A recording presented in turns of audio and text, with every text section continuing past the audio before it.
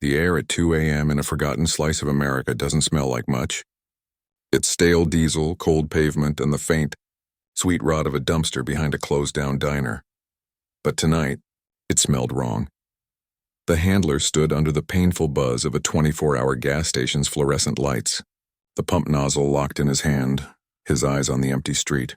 In the passenger seat of the unmarked truck, his partner, 80 pounds of Belgian Malinois, suddenly stood up. He didn't bark. He didn't whine. He tasted the air. The dog's posture shifted, a subtle coil of muscle. He'd caught something. It wasn't the scent of a stray cat or a half-eaten hamburger.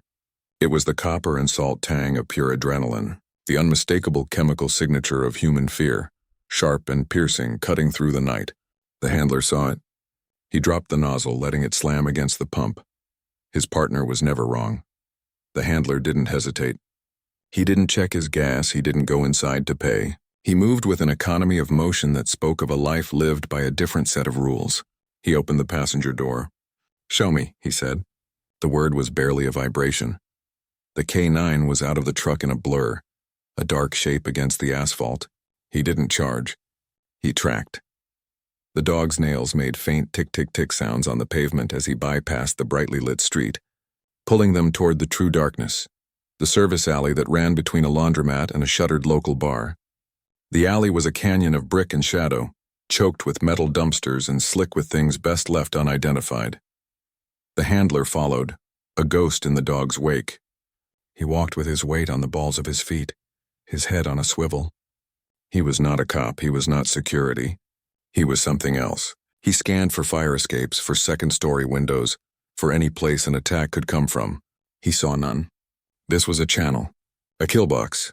The K9 stopped dead 20 yards in. He froze, one paw lifted, his head low, ears pinned forward. He was pointing like a living arrow at a dented metal door at the back of the bar. The handler stopped too. He listened. Over the hum of the city, he heard it. A muffled thump. A whimper, quickly silenced.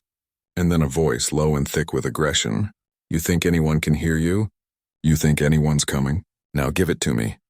The handler moved to the side, pressing his back against the cold brick, using the corner of a massive, overflowing dumpster for cover. He peered around the edge. He saw her.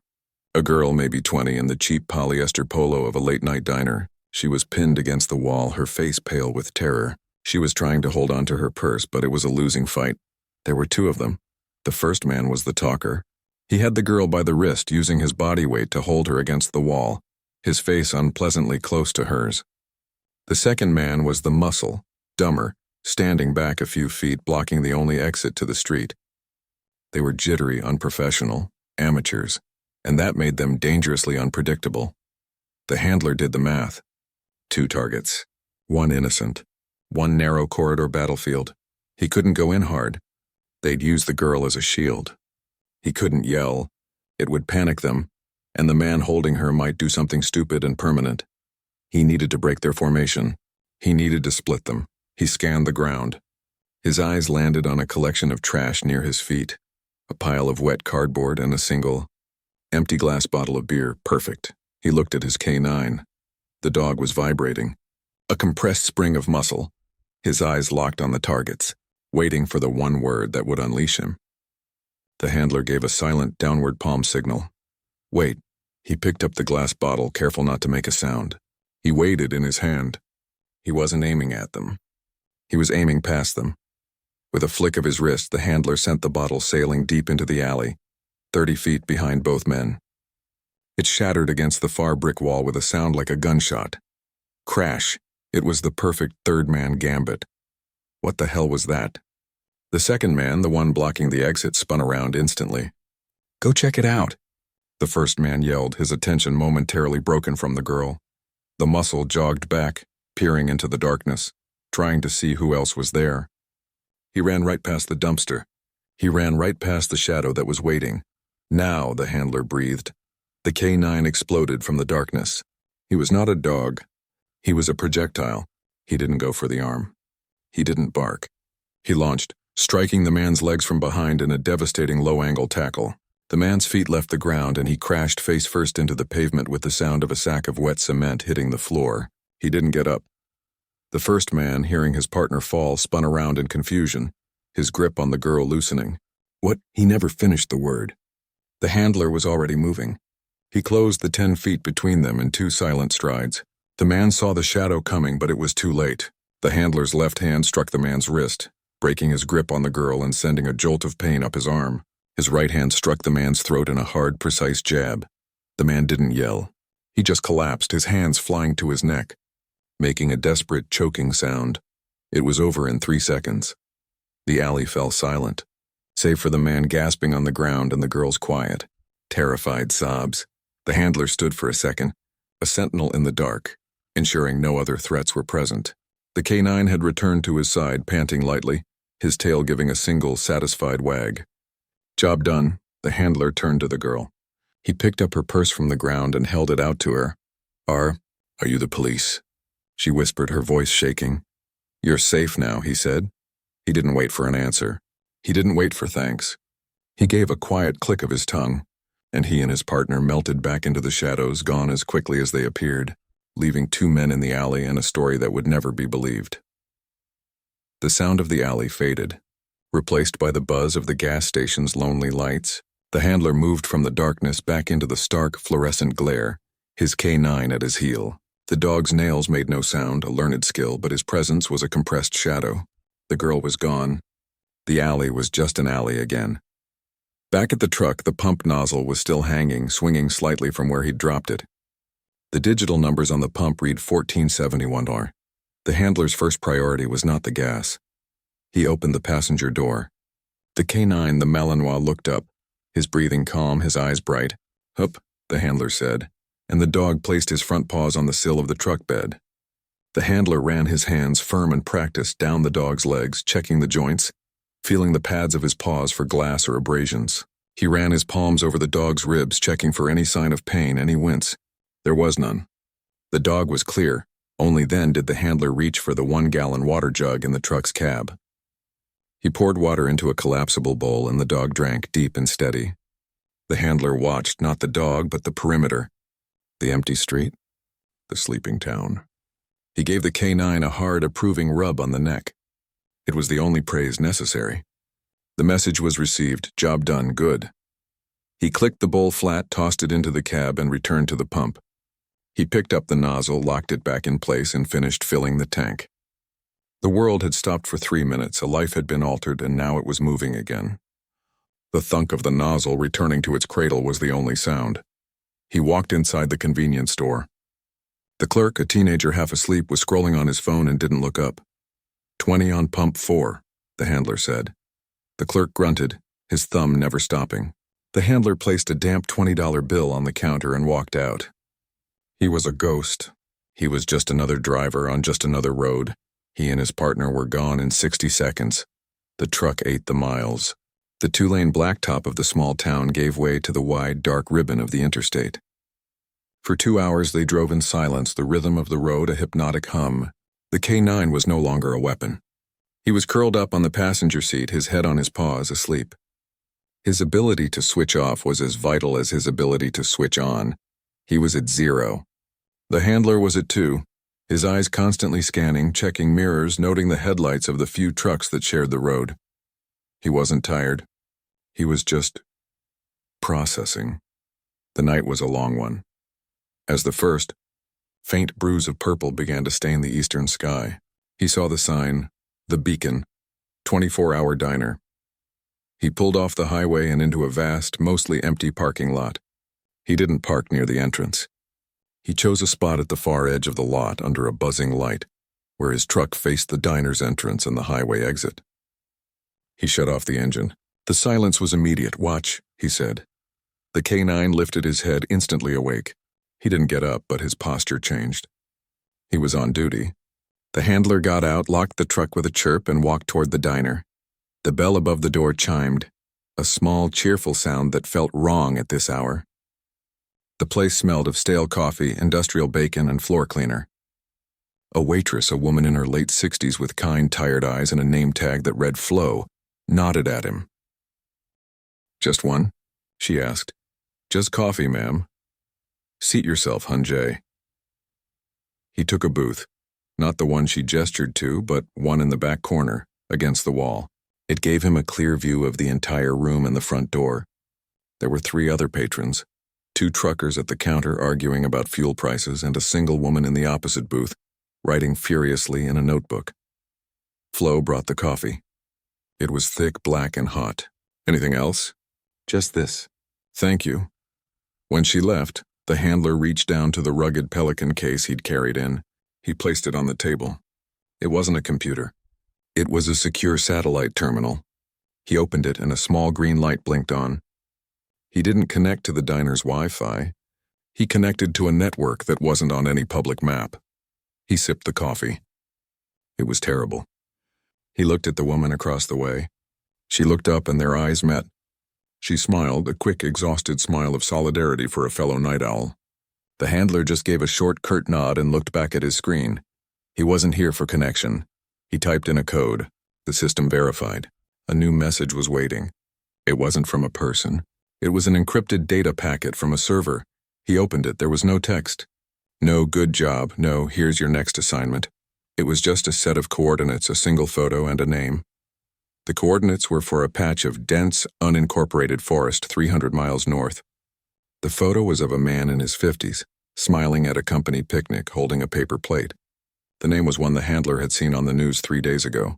A tech CEO, a hiker, a man who had, according to every major news outlet, tragically vanished after his car was found abandoned at a popular trailhead. The handler looked at the photo, committing the face to memory. He looked at the coordinates. He closed the laptop. He knew what the news didn't. The man wasn't lost. He was taken. He finished his coffee, left a $10 bill on the table, and walked out. Flo was wiping down the counter. "Have a good morning, hun," she called after him. The handler nodded, his hand on the door. He stepped out into the cold pre-dawn air. The K9 was sitting up watching him, his dark form silhouetted against the truck window. The handler got in, started the engine, and put the truck in gear. The night's work was done. The day's work was just beginning. The truck merged onto the interstate, a dark, unmarked shape against the bruised purple of the new dawn. The drive north was a non-event, a function of time and distance, and the handler was built for it. He drove for 4 hours. He didn't turn on the radio. He didn't stop for more coffee. He existed in the steady rhythm of the highway, a process of scan, check mirrors, assess, and repeat. He was one of thousands of drivers moving across the American grid, invisible in his anonymity. Beside him, the Malinois was in energy saver mode. He was a biological weapon system, and he knew how to power down. He was curled on the seat, nose to tail, his breathing deep and even. He wasn't a pet, he didn't need stimulation. He was waiting. His entire existence was a state of poised readiness, and he conserved every joule of energy for the moment his handler would need him to be at 100%. The landscape changed. The flat, agricultural plains gave way to rolling hills, then to the dense, pine-choked mountains that signaled the approach. The handler had memorized the coordinates. He didn't rely on the truck's civilian GPS, which he'd disabled. He used a small, dedicated unit, the one he'd used at the diner, which spoke to satellites that didn't have public names. The sun was high and bright when he finally took an exit. He didn't drive to the main state park entrance, the one that would be crawling with media vans and fluorescent-vested, well-meaning volunteers. He drove past it, continuing for another 3 miles down a winding, 2-lane road until he found what he was looking for. A small, unmarked DNR, Department of Natural Resources access road, blocked by a simple metal gate and a rusty chain. He pulled the truck onto the gravel shoulder, deep under the cover of the trees, a 1/4 mile before the gate. He was hidden from the main road. He killed the engine. For a full minute, he just sat. He listened. The forest was alive with birdsong and the sound of the wind, but it was empty of human noise. No distant search teams, no helicopters. He was alone. "Work," he said. The K9 was on his feet in a fraction of a second, his transition from sleep to full alert seamless. He didn't bark. He just stood, his body vibrating, his eyes on the handler. This was the switch. The ritual. The handler got out and went to the back of the truck, opening a hidden reinforced compartment built into the truck bed. This was not civilian gear. He traded his light jacket for a nondescript gray hardshell layer. He switched his driving shoes for a pair of scuffed waterproof trail boots. He pulled out a small, tight go bag, packed with medical supplies for him and the canine, water, protein, and secure comms. Then he turned to his partner. He pulled out a lightweight working harness. It wasn't the heavy, bulky gear of a police unit, but a streamlined, minimalist harness designed for speed and silence. The dog stepped into it willingly, knowing what it meant. The handler cinched the straps, his movements practiced and sure. He attached a small titanium-cased GPS tracker to the harness and a compact pouch containing a canine tourniquet. He looked at the dog. The dog looked at him. The message was clear. We are operational. He locked the truck and they moved, not toward the gate, but directly into the woods, taking a hard, perpendicular angle to the road. They moved for 20 minutes, a flanking maneuver, until the handler's GPS showed they were approaching the coordinates from the back. They emerged from the tree line and saw it. The trailhead. The scene was exactly as he'd expected. The gravel parking lot was empty now, save for one county sheriff's patrol car there to secure the scene, which meant the deputy inside was probably asleep. The area was a mess. It was marked off with limp yellow sheriff's line do not cross tape that had been torn and retied a dozen times. The ground was a disaster. It was hopelessly contaminated. The main trail, the one the CEO was supposed to have hiked, was a muddy highway of overlapping boot prints. The handler could see the tracks of SAR teams, of local cops, of worried civilians who had come to help. They had trampled every insole, every broken twig, every potential sign. The handler knew. The SAR teams were looking for a lost hiker. They were blowing whistles, shouting his name, following the designated trails. They were wrong. The handler ignored the trail. He ignored the police tape. He walked his K9 to the one spot that mattered, the empty parking space where the media said the CEO's silver-blue sedan had been found. He stood beside the oil-stained patch of gravel. The K9 stood beside him, poised, his nose already working the air, pulling in 1,000,000 data points. He was smelling the old fear, the stale sweat, the adrenaline that had been spilled here days ago. The handler didn't give him a piece of clothing to smell. His dog didn't need it. Seek, the handler said. It was a single, low command. The K9 did not go toward the main hiking trail. He didn't even hesitate. He put his nose to the ground, moved past the parking space, and headed directly toward the opposite side of the lot, toward a thick, seemingly impassable wall of thorny blackberry bushes and dense undergrowth. A normal person wouldn't go that way. A lost hiker wouldn't go that way. A SAR team would never look there. The K9 stopped at the edge of the bushes. He looked back at the handler, his signal clear. Here. The handler moved forward and pulled back the thick, thorny canes. And he saw it. It was almost invisible, ground into the mud. A small, shiny piece of metal. It wasn't a coin. It wasn't a cufflink. It was a single spent casing from a 9mm pistol. The handler stared at it. This wasn't a kidnapping. It was an abduction. It was violent. And the search teams were all looking in the wrong direction. The K9 pushed his head deeper into the brush. He'd found the path. Good boy, the handler said, the words sharp and cold. Let's go. They disappeared into the wall of thorns. The blackberry thorns tore at the handler's hard-shell jacket, but he didn't feel them. He and the K9 were no longer on a trail. They were on a scent. The K9, his Malinois, was in a different state of being. This was not the casual tracking of a lost hiker. This was a manhunt. The dog moved with a low, predatory drive, his nose vacuuming the forest floor, his body coiled. He was following a cloud of microscopic particles, the skin cells, the broken foliage, the lingering adrenaline signature of a man who had been moved through here fast and against his will. They were not walking. They were bushwhacking, moving parallel to a dry creek bed, a natural artery through the dense woods that would never show up on a park map. The handler's focus was absolute. His world had shrunk to the dog in front of him and the immediate 360-degree environment. He was not just following. He was reading the dog. He watched the K9's tail, a high, rigid flag. He watched his head, which snapped left for a fraction of a second, cataloging the scent of a passing deer but instantly dismissing it as irrelevant.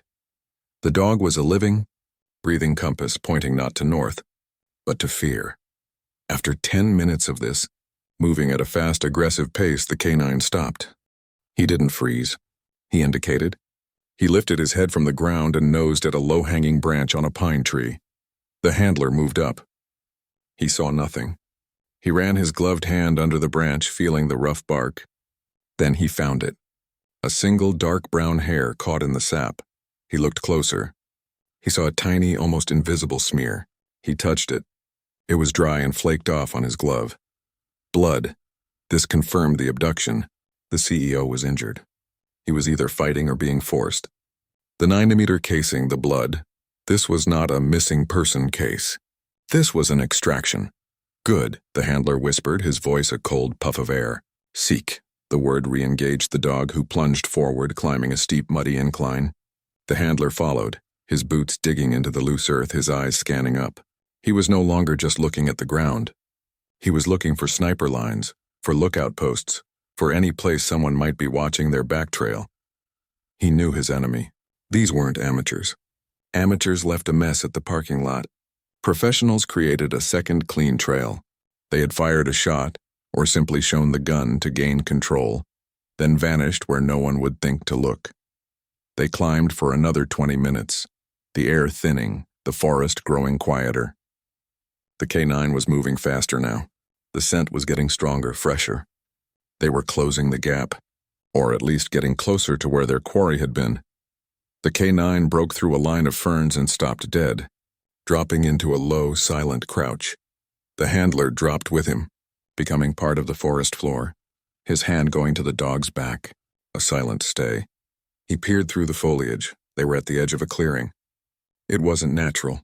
It was an old logging road, long since overgrown, that had been recently cleared again by a small ATV or a dirt bike, and in the middle of that clearing, 100 yards away, was a cabin.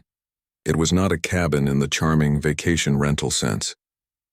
It was a shack, a hunter's blind maybe, a single-room structure made of mismatched wood and corrugated tin, with a rusty stovepipe for a chimney, and the chimney was smoking. A thin, lazy plume of gray drifted up into the afternoon sky. They had a visual. The handler's heart didn't race. His training took over. His breathing became deliberate, controlled. He pulled the K9 back deeper into the brush until they were a good 50 yards from the clearing's edge. He unclipped a small monocular scope from his bag. He lay flat on his stomach in the pine needles, the K9 lying beside him, a perfect, motionless sentinel. He put the scope to his eye. He scanned the perimeter. One ATV covered by a black tarp, a pile of freshly cut wood. No guards, no wires. That was sloppy. Or maybe they were confident. He focused on the cabin itself. The windows were covered with filth, but he could see light, a lantern or a fire. Then he saw movement. A man stepped out of the cabin's front door. He wasn't the CEO. This man was tall, thin, and wiry. He wore camo pants and a black hoodie. He stretched, scratched his ribs, and then spit on the ground. He had a hunting rifle slung over his shoulder, but he held it loosely like a farmer, not a soldier. This was a guard. A local. Hired muscle. The guard walked to the woodpile, picked up a few logs, and turned to go back inside. As he did, he yelled back at the cabin, his voice a sharp, angry bark that carried in the clear mountain air. "I told you to shut up. He's not going to like it if I have to come in there again." A muffled, desperate sound came from inside. A man's voice pleading. "Please, I just need water." The guard laughed, a harsh, ugly sound. "You'll get water when he gets back. Now shut it." He kicked the door shut. The handler lowered his scope. He had his intel. One target, the CEO inside, confirmed alive. At least one guard armed with a long rifle, and he, the leader, the one who wasn't there. This was bad. The he was likely out getting supplies or making a ransom call. And when he got back, the guard's behavior would become more professional, more brutal. The handler did the math. The sun would be down in 90 minutes. In the dark, he and his K9 were at their strongest. But the CEO was injured and asking for water. 90 minutes might be too long. He looked at his K9. The dog was watching the cabin, his entire body a compressed spring. He knew the handler had to make a choice. Wait for the he to return and take them all, or go in now, a two-man, one dog team against an unknown number of hostiles, armed with a long rifle. He put his scope away. He pulled his go bag closer. He wasn't going to wait. The decision was made. Waiting was a luxury. And the CEO's plea for water wasn't just a sign of discomfort. It was a clock. It meant his condition was deteriorating. The handler's mind became a cold, clear processor. He was one man, one dog in daylight against a fortified position. This was not a kick-the-door problem. This was a deconstruction problem. He had to take the cabin apart piece by piece, starting with the man outside. The guard was sloppy, but he had a rifle, and he was inside a box of solid wood. The handler was outside with only brush for cover. It was an unfair fight. He had to change the equation. He pressed a single, silent finger to the canine's back. Stay. Watch.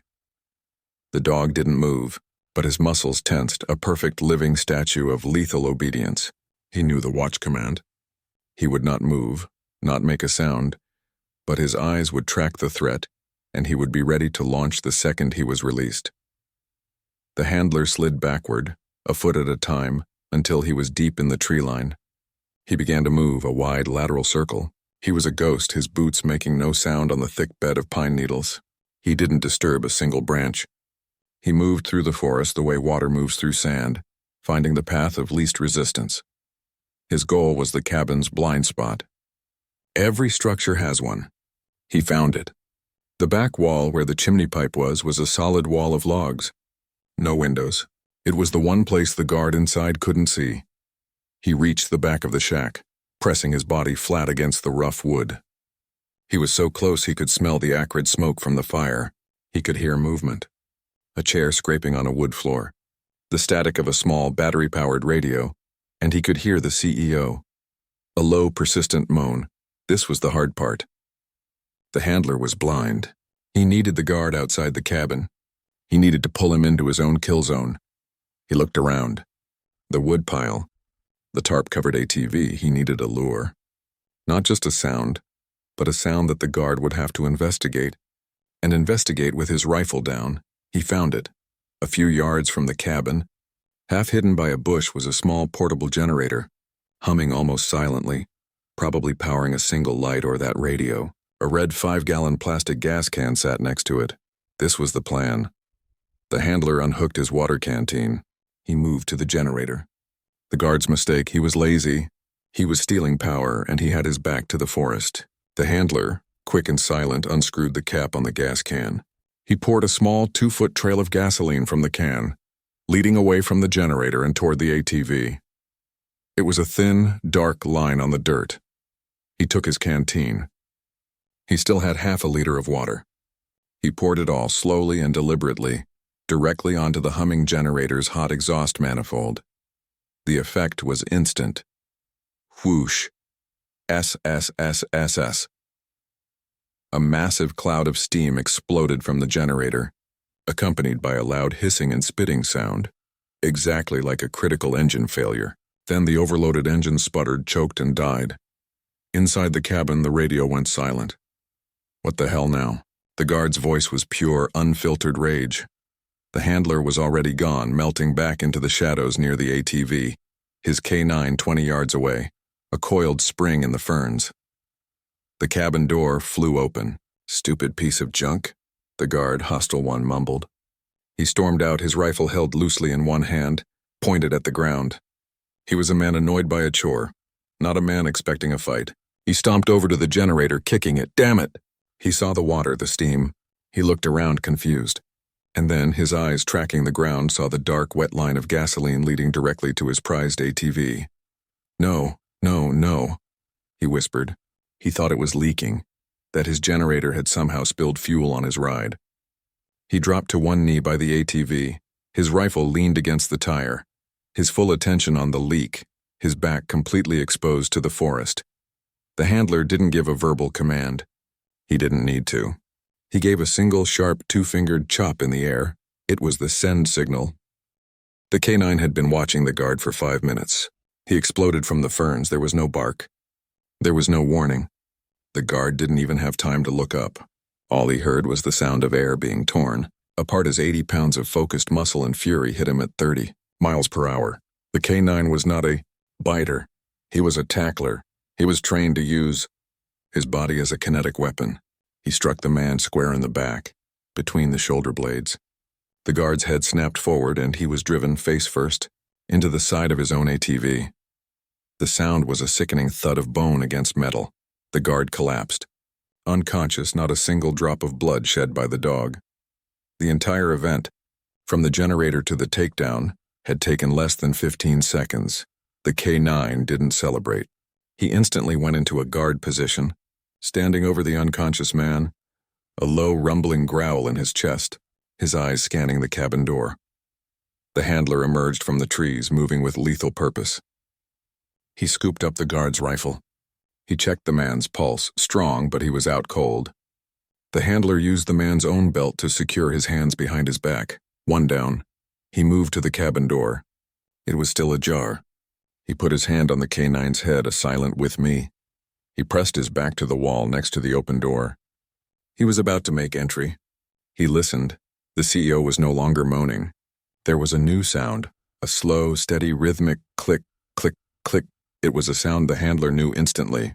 It was the sound of a man sitting in the dark, calmly and repeatedly cocking and uncocking the hammer of a .357 Magnum revolver. The guard wasn't the threat. The guard was the babysitter, and the real threat, the man known as he, had been inside the cabin in the dark, waiting for him the entire time. The handler froze. This changed everything. The click, click, click was not the sound of panic. It was the sound of confidence. It was bait. The man inside, Hostile 2, had allowed him to take out the guard. He had sat in the dark, listening to the generator fail, listening to the ATV impact, and had done nothing. He was using the sloppy, idiotic guard as a sacrificial pawn, a walking alarm bell. The handler was no longer the hunter. He was the guest, and he had just walked into a trap. He and the K-sort K9 were exposed, standing in the bright open doorway of a dark room, silhouetted against the afternoon sun. They were the perfect target. He reacted with a speed that was almost precognitive. "Back," he hissed. He didn't just step back. He threw himself and the dog backward, rolling away from the doorway and into the dirt, putting the solid log wall of the cabin between them and the inside. A microsecond later, the silence was shattered. Blam! A .357 Magnum round exploded from the doorway, tearing a fist-sized chunk of bark from the tree the handler had been standing near a moment before. The sound was deafening, a physical punch to the ears. "You're fast. I'll give you that." The voice from inside was calm, almost amused. It was American, educated, and utterly devoid of panic. "But your partner out here is done. You're alone. You brought a dog to a gunfight, son." The handler was on his belly in the dirt, 20 feet from the door, his K9 flat beside him, a perfect, disciplined mirror. He didn't answer. He was processing. Hostile 2 was a professional. He was calm. He was trying to draw him into a conversation. He wanted to know who he was, how many. A second shot. Blam! This one went high into the trees. "I've got 6 of these in the cylinder. And I've got your objective right here." A crash came from inside the cabin. A pained cry. "He's bleeding a lot, friend. This man," the voice yelled, "is Walter H., the CEO. The media says he's lost. He's not lost. He's collateral." Click, click, click. The sound of the hammer started again, taunting. The handler knew the game. This was a siege, but the roles were reversed. The hostage-taker was the one besieged, and the rescuer was the one locked out. He had to change the rules. He couldn't go in the front door. He couldn't go in the windows, which were surely covered. He was outside, and the man inside had the one thing that mattered, the CEO. The handler looked at the unconscious guard, Hostile 1 on the ground. He looked at the rifle he'd captured. He looked at his K9. The K9 was watching him, his intelligent eyes unblinking, waiting for the signal. The gunfire hadn't fazed him. The handler had an idea. A terrible one. He looked at the chimney, the tin stovepipe puffing out lazy smoke. He moved, low-crawling through the dirt and pine needles, circling back to the rear of the cabin, the K9 moving with him, a shadow's shadow. The click, click, click continued. The man inside was a talker, a psycho, enjoying the drama. "You at the bureau? You don't feel like a Fed," the voice called out, unable to see them. "You're too quiet." The handler reached the back wall. He stood up, his back to the logs. He unclipped the go-bag from his belt. He pulled out 2 items, a 1-liter flexible water bottle full and a foil-wrapped MRE, meal ready to eat. He opened the MRE. He didn't want the food. He wanted the flameless ration heater. It was a simple gray plastic bag, standard issue. Every soldier, every hiker knew it. You add a little water and the magnesium iron alloy inside reacts, instantly creating intense heat and steam to cook the meal. It was designed to heat food. The handler was going to use it as a weapon. He looked at the chimney pipe. It was a rusty, cheap single-wall pipe, held onto the cabin by a single metal bracket. He whispered to his K9, "Watch." He moved to the ATV, grabbed the black plastic tarp and ripped a long, 1-foot-wide strip from it. He now had a long rope of plastic. He went back to the wall. He couldn't reach the top of the chimney from the ground. He looked at the woodpile. He quietly stacked 3 logs against the cabin wall, creating a small, unstable step. He climbed up, his boots balanced precariously. He was now high enough. The chimney was hot but not unbearable. The fire inside was low. Click, click, click. The sound from inside, nearer now, continued. The handler took the flameless ration heater bag. He poured his entire liter of water into it. The bag instantly hissed, swelling with a violent chemical reaction, puffing up with scalding, acrid steam. He took the long strip of plastic tarp. He wrapped it around the now hissing MRE heater, creating a bundle. Then, with one quick practice motion, he shoved the entire hissing, steaming, chemically reacting bundle down the chimney pipe. The plastic strip he'd wrapped it in was the key. It didn't just fall into the fire. It snagged, melted, and sealed the chimney. The effect was immediate.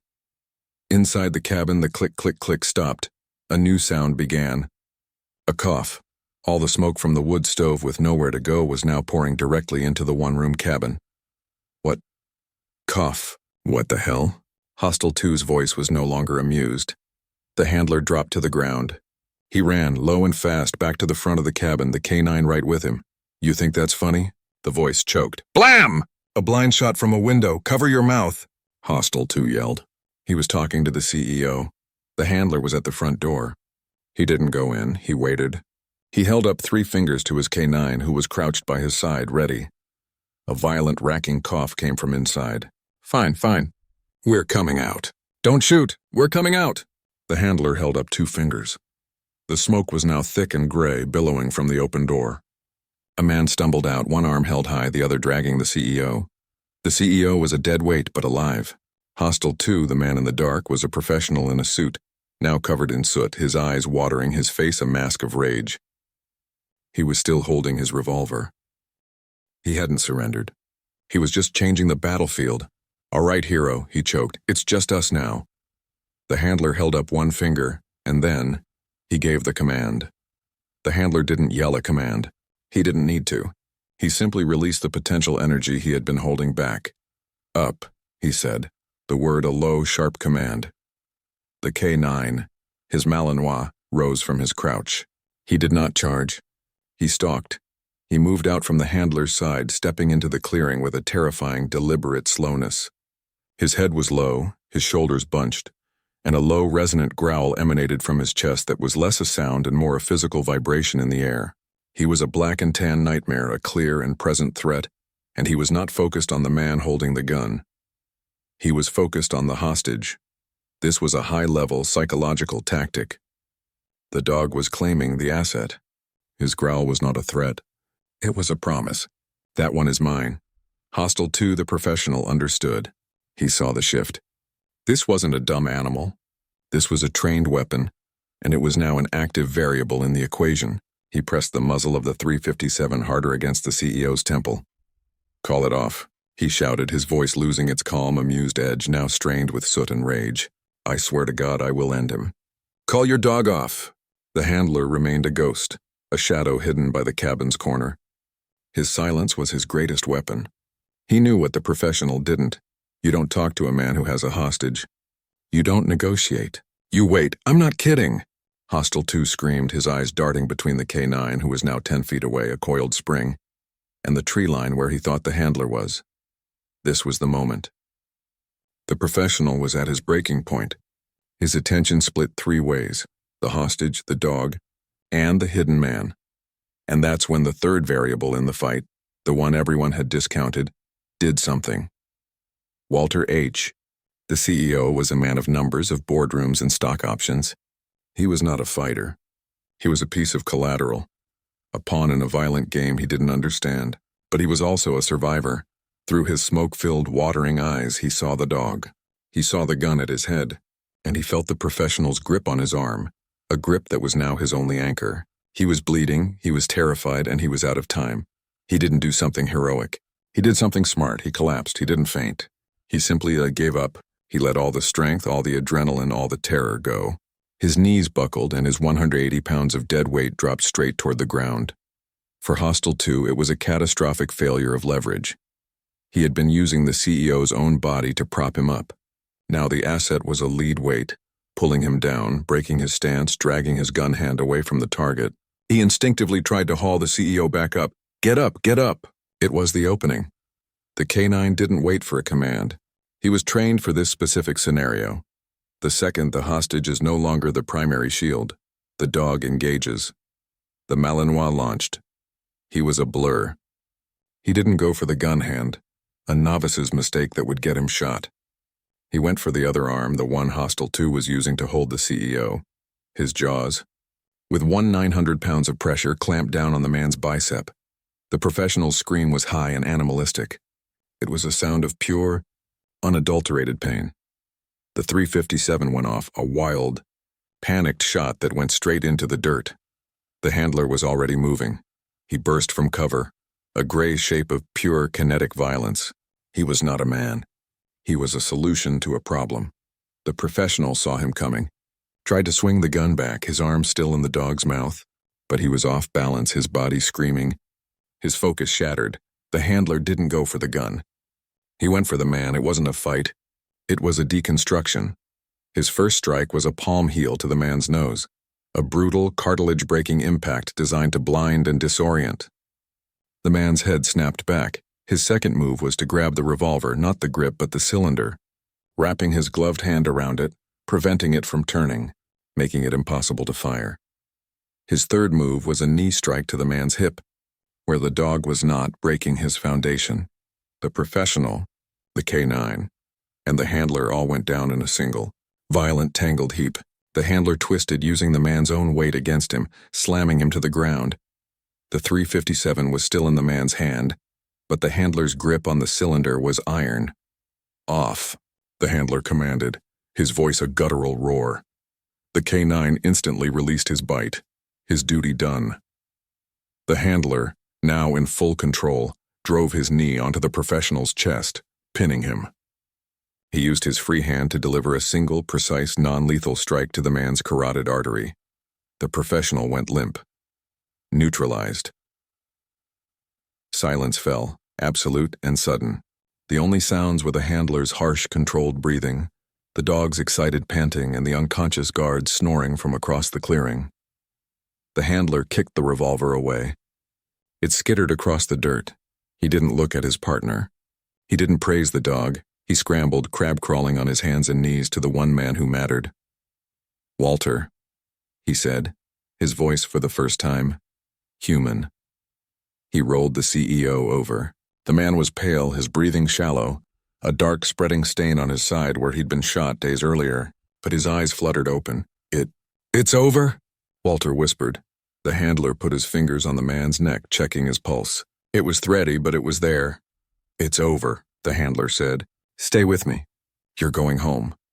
The fight was over, but the mission was not. The handler's focus, which had been a pinpoint of lethal intensity, now widened. He was no longer a combatant. He was a medic. "Don't move," he said to Walter H., his voice calm, an order that was meant to reassure.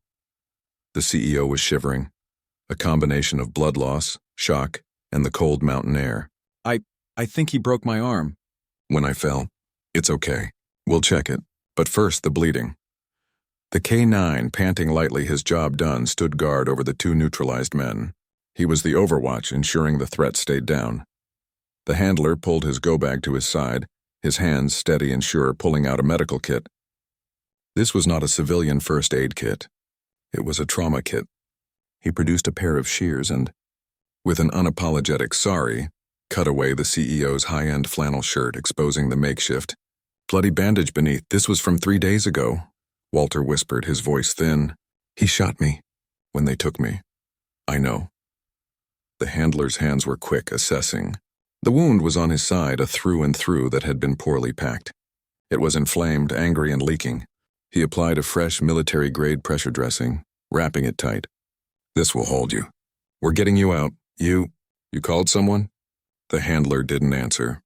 He turned his attention to Hostile 2, the professional who was beginning to stir, a low groan escaping his lips. The handler grabbed the rifle he'd captured from the first guard. He didn't point it. He just held it, a clear sign that the conversation was over. He moved to the unconscious guard, Hostile 1, and retrieved his own belt, using it to hog-tie the man's ankles to his wrists. He did the same to Hostile 2, using the man's own expensive leather belt. They were not a threat. They were just cargo now.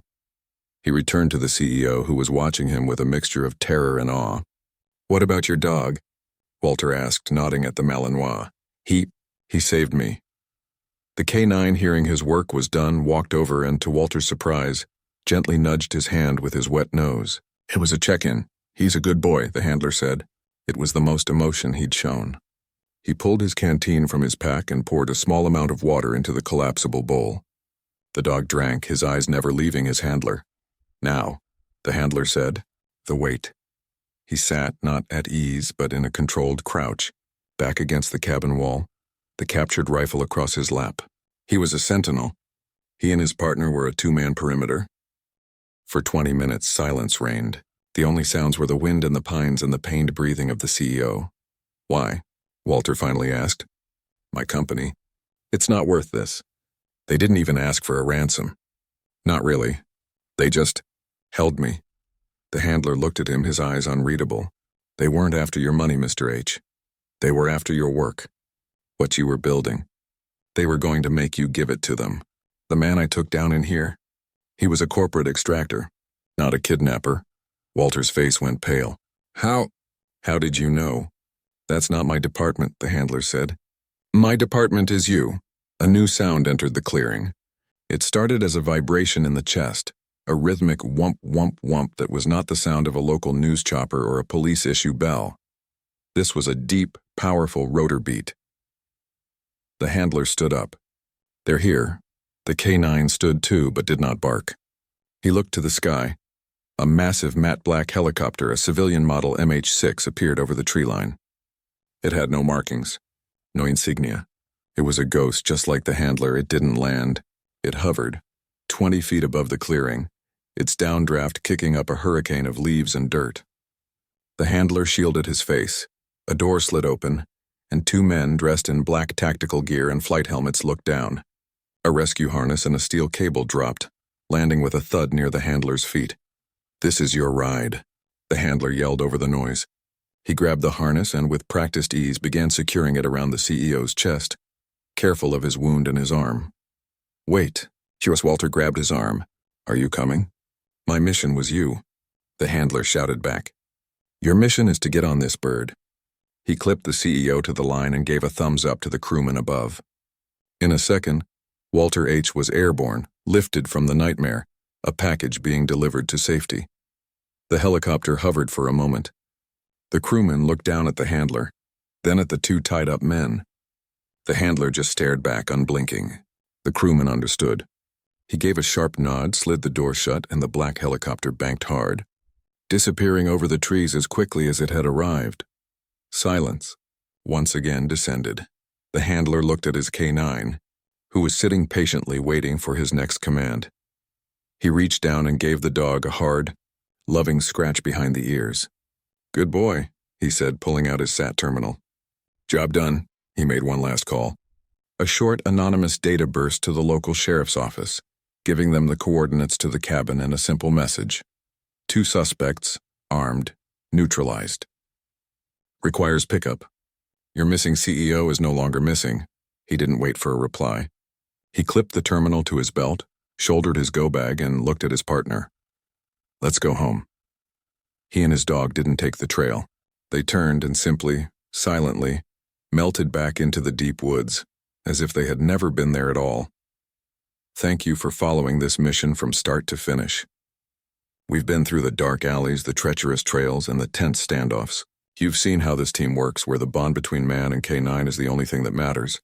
But this is just one story. Their work is never truly over. My question for you is this. Now that you've seen what this team is capable of, what kind of mission do you think they can't handle, and why? Let us know your thoughts in the comments, and thank you for watching.